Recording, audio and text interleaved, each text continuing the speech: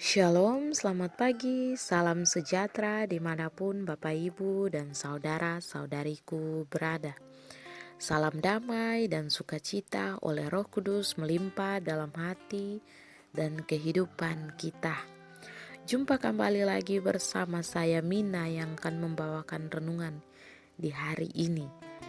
Sebelum kita membaca dan merenungkannya bersama, saya mengajak kita untuk mengawalinya dengan berdoa.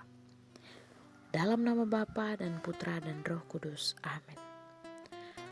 Bapa di dalam surga, di saat pagi yang indah ini Tuhan, kami rindu kekuatan daripadamu melalui firman-Mu yang sebentar lagi kami dengarkan bersama. Kami mohon ya Tuhan, jamah setiap hati dan pikiran kami Tuhan, agar firman yang sebentar keluar dari mulut hamba ini dapat memberkati dan menjadi terang bagi setiap langkah kehidupan kami di hari ini. Kami menyerahkan firman-Mu hari ini, Engkau berkati kami yang mendengarkan. Demi Kristus Tuhan dan pengantara kami. Amin. Bacaan hari ini diambil dari Injil Lukas pasal 6 ayat 39 sampai dan dengan 42. Inilah Injil Yesus Kristus menurut Lukas.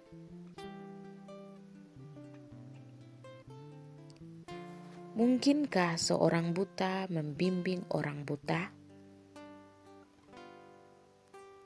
Pada suatu ketika, Yesus menyampaikan perumpamaan ini kepada murid-muridnya. Mungkinkah seorang buta membimbing orang buta? Bukankah keduanya akan jatuh ke dalam lubang? Seorang murid tidak melebihi gurunya, tetapi orang yang sudah tamat pelajarannya akan menjadi sama dengan gurunya.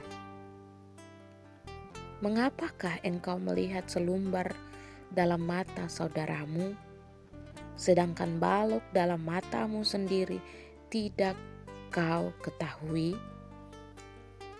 Bagaimana mungkin engkau berkata kepada saudaramu, "Saudara, biarlah aku mengeluarkan selumbar dalam matamu," padahal balok dalam matamu tidak kau lihat?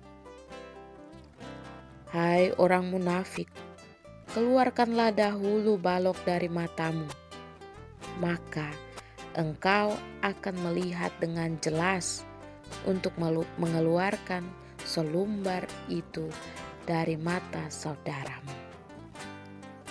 Demikianlah Injil Tuhan.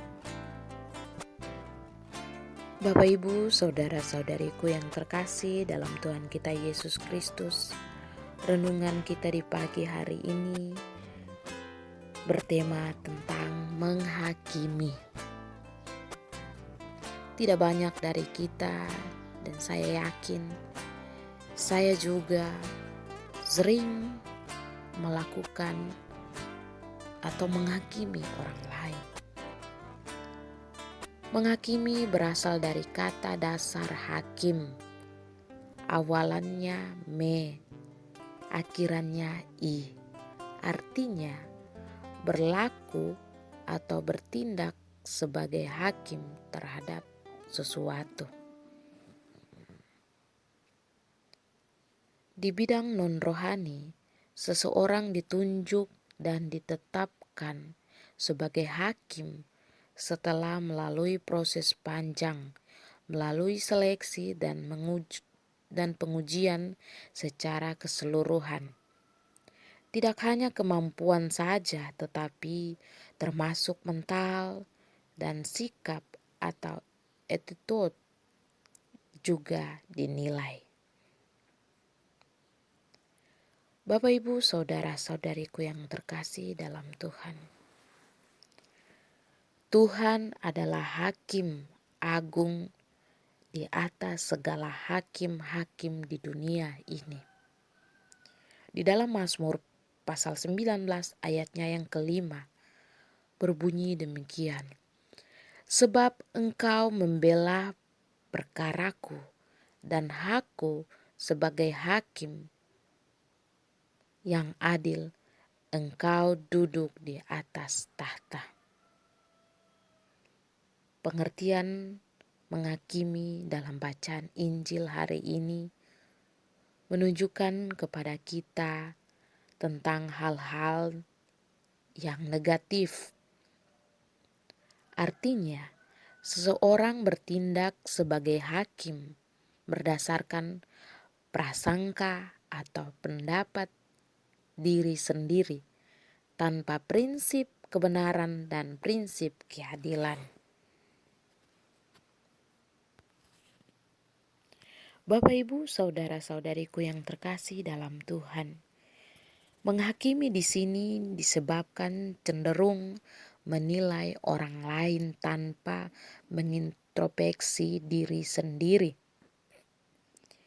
Biasanya diboncengi oleh perasaan tidak suka kepada orang tersebut, atau bisa juga ada iri hati yang menyebabkan seseorang mencari-cari kekurangan dan orang lain agar terlihat dirinya lebih baik daripada orang lain yang dihakiminya. Timbul suatu pertanyaan, kalau begitu bisakah kita menilai perbuatan orang lain tanpa harus menghakimi? Atau dengan kata lain, apa beda mengkritik versus menghakimi? Perlu kita ketahui bahwa mengkritik dan menghakimi adalah sama-sama menilai perbuatan orang lain. Bedanya adalah mengkritik memberikan solusi untuk memperbaiki, sedangkan menghakimi tidak memberikan solusi, melainkan cenderung menjatuhkan atau menghancurkan orang lain. Kita wajib menegur dan mengkritik sesuatu perbuatan tidak baik menurut prinsip kebenaran Tuhan, bukan kebenaran duniawi. Dalam Matius pasal 18 ayat 15 berkata demikian, apabila saudaramu berbuat dosa, tegurlah dia di bawah 4 mata. Jika ia mendengarkan nasihatmu, engkau telah mendapatkannya kembali. Bapak, Ibu, saudara-saudariku yang terkasih dalam Tuhan, marilah kita lebih baik memperbaiki sifat dan sikap hidup kita agar semakin berkenan bagi Tuhan. Jangan memikirkan dan memperhatikan sikap dan perilaku orang lain, dan kita harus mengkritik atau menghakimi mereka. Tapi mari kita melihat diri kita sendiri agar kita sempurna di hadapan Tuhan. Daripada menghakimi orang lain, bersandarlah kepada hikmat dan kebijaksanaan Tuhan. Marilah kita berdoa. Bapa di dalam surga, kami bersyukur untuk hari ini, untuk kekuatan, kesehatan, dan rencana yang indah bagi kami di hari ini. Tuhan, kami bersyukur juga atas firman-Mu yang mengingatkan kami bahwa kami lebih baik memperhatikan diri kami dan sikap kami, Tuhan, daripada melihat orang lain atau menghakimi orang lain. Karena kami bukan hakim, tapi karena Engkau yang lebih hakim dari segala hakim yang ada di dunia ini.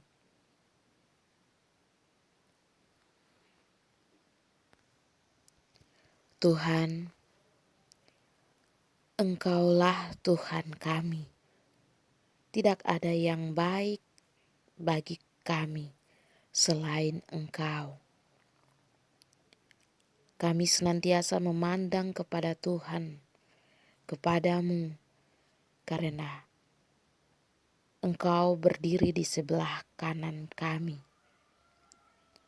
Kami tidak akan goyah, sebab Engkau memberitahukan kepada kami jalan kehidupan dan jalan kebenaran. Kami percaya di hadapan kami, Engkau yang berjalan, Tuhan. Di hadapan-Mu, Tuhan, ada sukacita berlimpah-limpah di tengah-tengah kami dan tengah-tengah keluarga kami.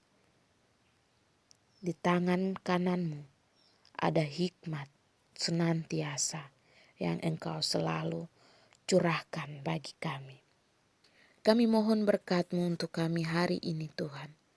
Tetap memegang tangan kanan kami, jangan Engkau lepaskan. Kami percaya Engkau beserta kami sepanjang hari ini. Kemuliaan kepada Bapa dan Putra dan Roh Kudus, seperti pada permulaan, sekarang, selalu, dan sepanjang segala abad. Amin. Dalam nama Bapa dan Putra dan Roh Kudus. Amin. Puji Tuhan, Bapak Ibu Saudara-saudariku yang terkasih dalam Tuhan. Kita telah berdoa bersama, kita telah mendengarkan firman Tuhan bersama. Percayalah bahwa Roh Kudus akan menyempurnakan pemahaman kita masing-masing. Roh Kudus akan memberikan pengertian yang lebih tentang kebenaran firman Tuhan. Semoga Tuhan Yesus memberkati